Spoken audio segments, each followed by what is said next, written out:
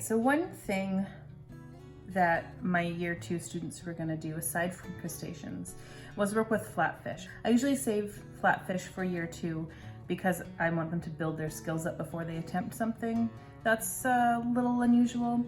I'll show you guys how to fillet it. So flatfish versus round fish have a few differences. Flatfish are bottom dwellers, and being on the bottom, they slowly developed so that they're sideways and both eyes have migrated to the top, and their mouth is kind of like a weird sideways one. So that's one difference. Another one is due to the nature of the way they've evolved. They actually have 4 fillets. They've got 2 on either side, so 1, 2, and then on the other side 3, 4. You often will not get a sole. This is a sole gutted. So when you're actually taking off the fillet closest to you, have to be very careful not to poke through, because intestines are incredibly stinky. So you want to make sure that you are not stinking up the place. You gotta be careful to not cut the membrane that separates the two. There is almost always a line that goes the entire way, and that line is gonna be the difference between the top fillet and the bottom fillet. So I'm just gonna dive right into it, and I'll show you guys how to take care of a sole. I'm gonna turn this guy around and get started in the other direction. Just to show you, this is the bottom side. So totally weird, right? Okay, so let's go with the top. And I'm going to follow the line from about this firm part here. So down here is quite soft, up here it's very firm. This firm point is towards the head, and this is where I'll start with my line.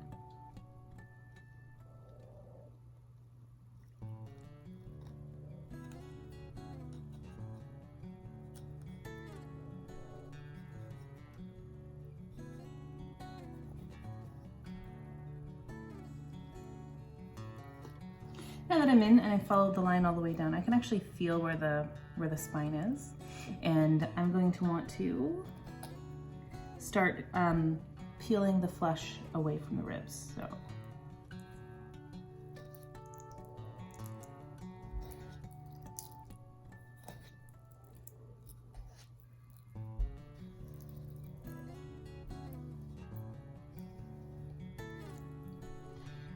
let me peel this off a bit and I'll show you, but it's quite obvious now, and once it's obvious, it gets easy.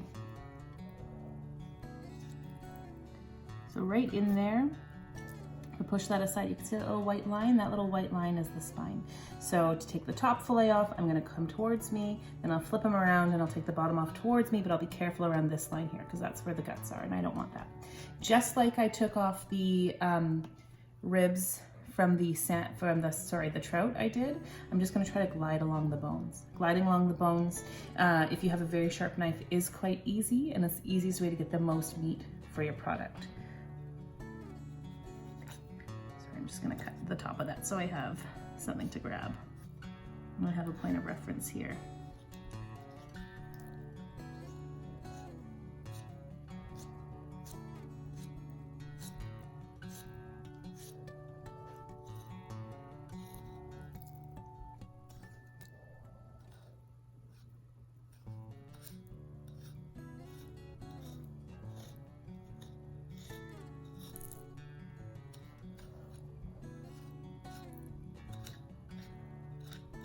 If you cut through the bones, you're cutting into the next fillet. So be very careful you don't cut through the bones and you cut on top of the bones.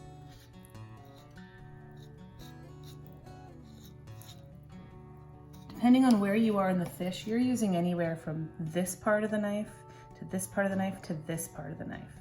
And it really depends on what kind of flicking action you want, what kind of gliding action you want, what kind of like slicing action you want.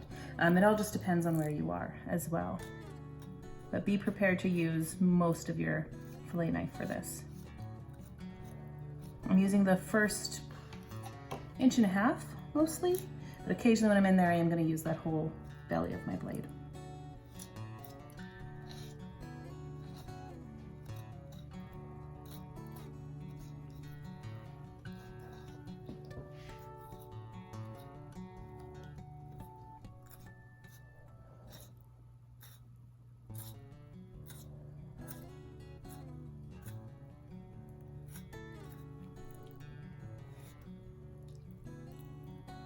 Just about 1/2 inch left.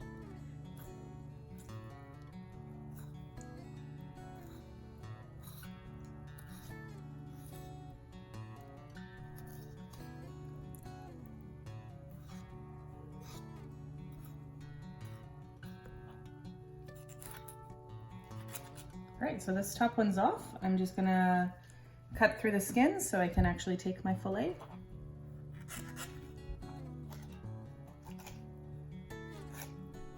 So here's my first sole fillet. It looks pretty good.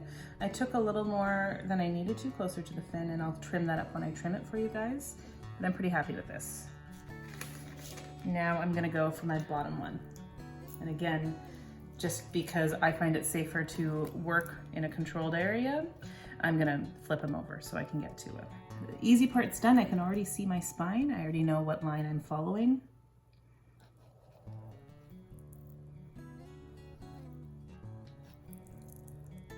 Just gonna continue this line over here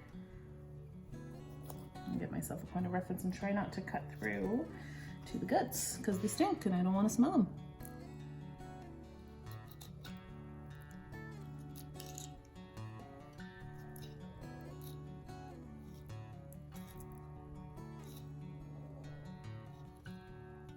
So I'm only going to be cavalier for a little bit because the closer I get to here, you can really see how thin this fillet is. The closer I get to here, I really don't want to break through that belly. It is stinky. Thank goodness compost is in a couple of days. And you can see underneath the skin some of the tops of the guts. So this would be kind of like the throat leading into the stomach. Thank goodness I didn't cut through, but anything can happen. So I'm not gonna celebrate until I'm done the entire thing.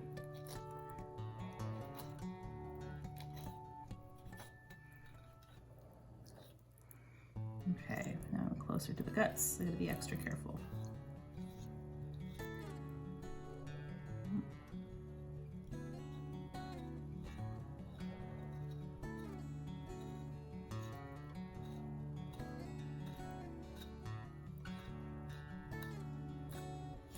And I'm there. All I have to do is just cut this line and I'm done.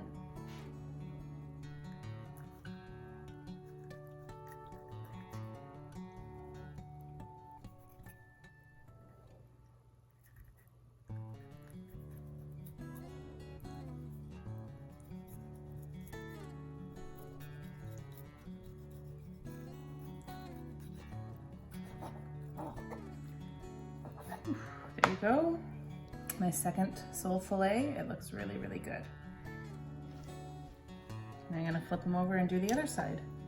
So the same thing for the other side. There is a very clear line. If you can't see it, just very carefully press down with your fingers and you can kind of feel where it starts. So I'm gonna start up here and go all the way down to find the line. I'll do the belly one first just because it's already what's facing me. And then I'll flip it over and I'll save the easy one for last. So let's get started finding this spine. Oh, there you are.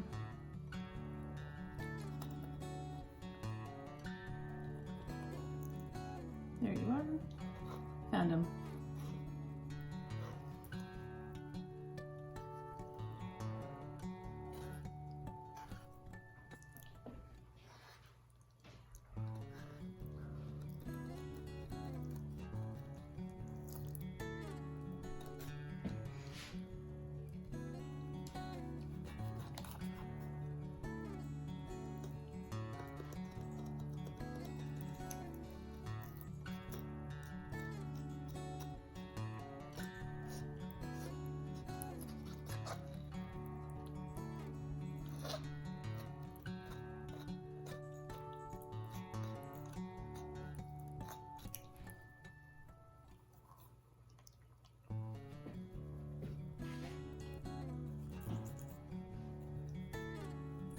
Oof, I'm into where the organs are, but I didn't puncture an organ.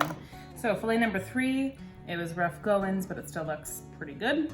And let me do easy one now, fillet number 4. Just gonna turn this guy around, and then I'll show you what's left of this sole.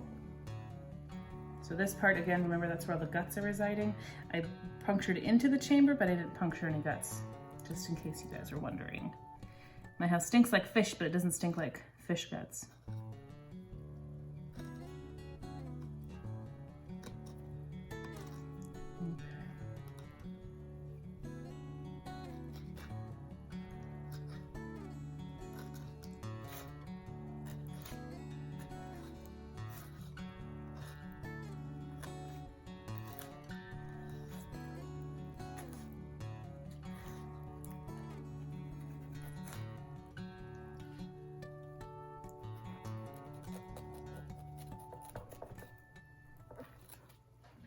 All right, fillet number 4. So I'm going to show you guys some points on this guy, and then I'm gonna get rid of him. If you take out the guts, he's totally appropriate to make a stock with because he's got nice white flesh, which means he's not overly fatty. I do find the flavor of bottom dwellers, I find them maybe a little muddy, might be a good way to describe it. And that's just the nature of where they live and what they're eating. Often there's lots of things you can do. I'm gonna cook this up in really lovely, delicate ways. But yeah, that's always just something to consider and to think of. So here's my fish, totally cleaned. 1, 2, 3, 4 fillets. Here's his messed up eyes and his horrible lips. Here's his bottom. Here's like where the guts live. They are interesting. So they could be really small like this. They could be medium size. They could be giant halibut size. But a flat fish always has 4 fillets. That's just something to show you. I'm just gonna clean up these fillets and get the skin off. So the skin is softer than a salmon or a trout or a traditional round fish. It is softer, but it's still filletable. So this is the part where I cut off too much. So I can just use my finger to separate along here. I'm gonna come with my knife and cut it off, and then I'll come back and I'll skin it.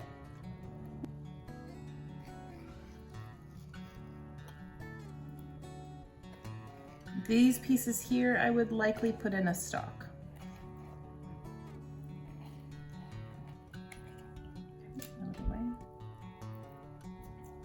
So let me cut up just like I did with the salmon, close to the edge of the cutting board, so I could use that as a guide.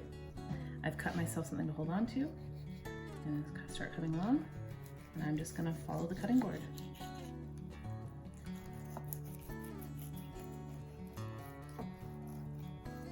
See how I did? I think I lifted my knife a little bit at the end there. Yeah, I did. So right here I lifted my knife a little bit and I got a little bit more meat than I wanted. Otherwise, that is beautiful. That was a really nice one. I'm gonna continue on with the rest, and then I'll put these aside for cooking for later.